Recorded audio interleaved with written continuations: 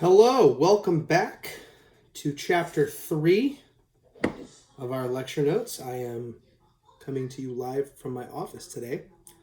I am set with my coffee. So my grandfather used to pronounce it coffee. He would say, "Hey, give me some coffee." It's always kind of stuck with me. What if I did the whole lecture with that? Would that bother y'all? Gross. Got my latte, got my notes. So let's get started. So we're talking about acting today. Funny story about acting. Your humble professor at one point in his life wanted to be an actor, and in fact went to school for acting. I did a year of professional acting training. Through a weird series of events, we just realized that that wasn't for me. I was much more interested in the conceptual side of theater, but at the time I was working on my equity points and was doing all that, and still from time to time can be found doing a play of some kind here or there. But I much prefer working behind the scenes in the directing chair and in the conceptual design chair, either in scenic or lighting and sound, or also projection, which is another thing that I do. So that's kind of where I found a home. But at one time in this world, and for many years, I was an actor and did all of those things. So the question of what is acting is the answer to that question is going to change depending on who you ask. The very first published discourses on what acting was and its processes came about around 2,000 years ago, 2,500 years ago, the time of the Greeks. They were interested in that question in the same way that we are, although under a different context and different circumstances. But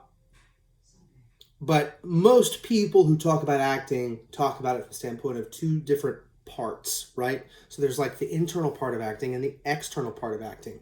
And they're very different, but they have to work together in order for the actor to be her or his best self on stage and create that lofty high goal of quality art in performance of theater. So when we talk about internal and external, they are different. The external tends to deal with things like technique, right? Like vocal technique, physical technique, rhetoric, your ability to deliver dialogue, movement work, etc. When we talk about the internal piece of acting, what we're actually talking about is more along the lines of like the psychological stuff, right? What's going on in the emotional life of the actor or the psychological life of the actor. The actor is expected not only to physically portray a character through their voice and their movement and their face and all this kind of stuff, but they also have to take on the inner life of that character, understanding the choices emotionally that that character has to make and the journey that that character has to go on in order to ultimately either get or not get the objective or the need, want, or desire that they are going after. So which is more important? Well, we've been debating this back and forth for almost 2,500 years, and most people agree that they both make a good actor, both of them together. You can't have one without the other. So, interestingly, most people assume that ancient drama was performed in an entirely technical manner, right? Like, we don't consider the Greeks or the Romans to have had like these really, really heavy emotional lives as actors. And we think of that mostly as being a late 19th century and an early 20th century phenomenon with the emergence of the Moscow Art Theater and Stanislavski, which we'll talk about in a little bit. But actually, they've been concerned with and interested in the emotional life of the actor since the very beginning, right? Now, there are a number of stories of Greek and Roman actors who employed a number of techniques. One of the ones mentioned from the book that I thought was funny is that there was a guy who brought the ashes of his own dead child on stage so that he could cry real tears at the moment of tragedy when it struck in the play. So it's like stuff like that, or what we would call method acting, which is what we get from Stanislavski, that they were trying back then. And in fact, the Roman orator and poet and actor Quintilian, he was extremely method, and he would be moved to extreme emotion on stage, extreme anger, and he would employ those kinds of methods to help him. So that's been around for a long time. But he also, Quintilian, said that his performances were marked by extreme discipline and movement technique. And so they understood from the very beginning that you had to have both. You got to have the physicality of the actor, and you have to have the emotional life of the actor, here and in the heart. So yeah, moving on here. So when we talk about like the process of acting today, mostly what we're talking about is Stanislavski. And that's kind of where our discussion will surround the idea of acting. Although I have to tell you, though your book mostly just talks about Stanislavski, there are a number of methodologies that have been spurned from Stanislavski that are different. They're similar to it, but they're different. The Meisner technique, which is what I was trained in. Michael Chekhov, Lee Strasberg, Stella Adler. All these people have their own schools of acting, which are essentially offshoots of the work that Stanislavski did early on in the late 19th century. So the idea of modern acting or emotionally rich acting really is talking about the idea of how, when we get on stage, how do we be true to life, right? How do we create or mimic real life?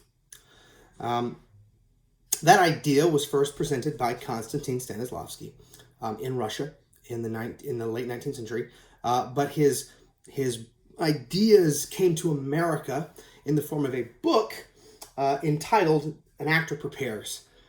And actually that book was republished in 2008 under the name An Actor's Work, and that's been his main text ever since. But Stanislavski said that the primary task of an actor is to create the inner life of the character.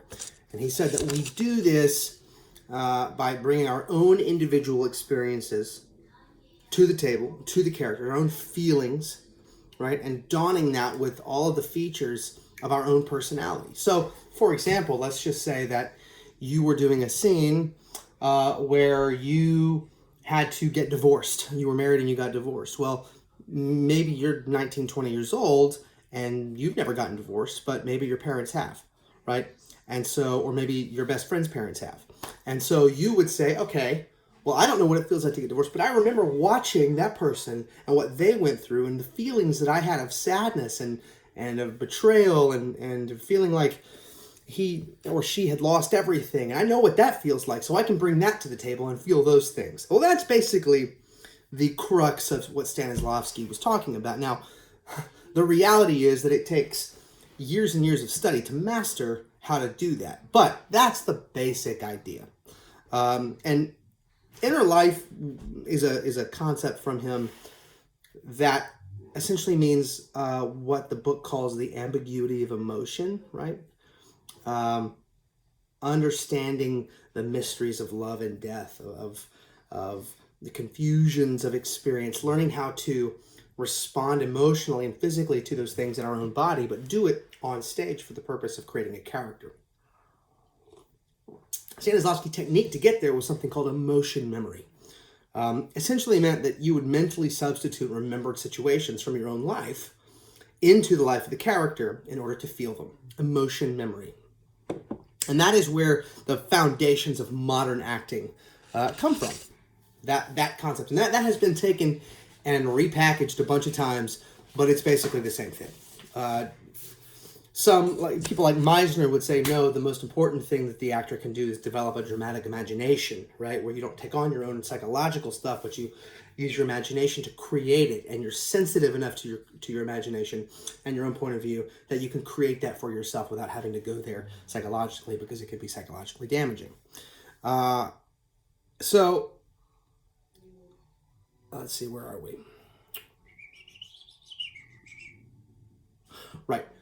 So in the process of becoming an actor, there's three elements to understand the process of what a character goes through, right? Um, and in the training of learning how to be an actor, right? So how do you create a performance? How do you find and go after an objective as a character within our life, right? That's the question. So we talked last time about dramatic action, right? And about characters, right? How the fact that a character is a set of needs, wants, or desires, and a set of objectives because of those that impede up against obstacles that keep that character from getting what they want, right? And that's what a character is. So we have to understand as an actor what the objective of a character is. What is the thing? What is the need? What is the want? So for example, if we look at Hamlet, right? Many of you have probably not read Hamlet. If you have, you know the story. But essentially, Hamlet comes back to Denmark to find that his father has died and his mother is remarried to this other guy, and he's become the king. And he finds out, spoiler alert, through talking to the ghost of his father, that it was a plot and that they had him killed. And so you would think, oh, well, Hamlet's objective then is revenge, right? To get revenge for the death of his father. But it's not simply revenge, right? Because you have to say, okay, well, it's revenge, but that's not an action, right? But what is an action is to avenge his father's death through going after and ultimately killing Claudius, the new guy, right? So there's a subtlety there that's difficult to understand. So that's the first element, is identifying the objective of the character. The second would be identification of the tactics that are necessary to go about getting what you want. Now, some of that is dictated by the text, right? Some of that is dictated by the actor saying, okay, what actions can I play here to go after this objective given the language that I have? So some of it comes from the actor, some of it comes from the text. And the third and the most complicated element requires the actor's approach to be well researched into the style of the day, the style of the culture, understanding how they physically have to move through that environment to make it look realistic. Okay, we don't just get up on stage and do it. It requires an immense amount of study in order to understand what genre we're in, right? What kind of play we're in. Are we in a one-act play? Is this a 3-hour play? How long? What's the length of the trajectory of that journey that the character has to go on? So all three of those things, understanding objective, understanding the obstacles and the tactics necessary to get there, and understanding the kind of play that you're in and the kind of style that it requires, are all three really important things when looking at the process of acting. Now, the actor has a number of instruments available. They call it the actor's tool bag, which is a super kind of silly way of saying that, or sort of a cliched way, of stereotypical way of saying that what's in the actor's tool bag. Well, some of those are things like their voice and their speech, the quality of their voice, the resonance of their voice, their ability to deliver dialogue in a compelling way, right? Movement, the physical instrument of the actor, that's really important as well. The psychological instrument, the dramatic imagination, the ability of an actor to feel and to have a point of view and not be and allow the physical body to let those feelings come out, right? All of that's really important. The fourth would be discipline. An actor has to be disciplined in his life. Make sure that he's got rest, make sure that he doesn't drink too much, make sure that he's not make sure that he's taking care of himself or herself, not overeating just from the standpoint of energy, all that kind of stuff. Discipline on stage, to listen and to not ramrod a point of view through on the stage. All of these things are extremely important. And the truth is, we're just talking conceptually about acting, but to take an acting class, to understand how to deliver dialogue and how to listen, it's a whole other skill. I highly recommend that everyone do it. It's very good for you, even if you don't want to be an actor. But if you do want to be an actor, I highly suggest that you take an acting class, because that's where you'll first start to understand that process. So that's a basic overview of the process of acting. Next up will be chapter 4. We'll talk about the playwright, which is the other side of the equation.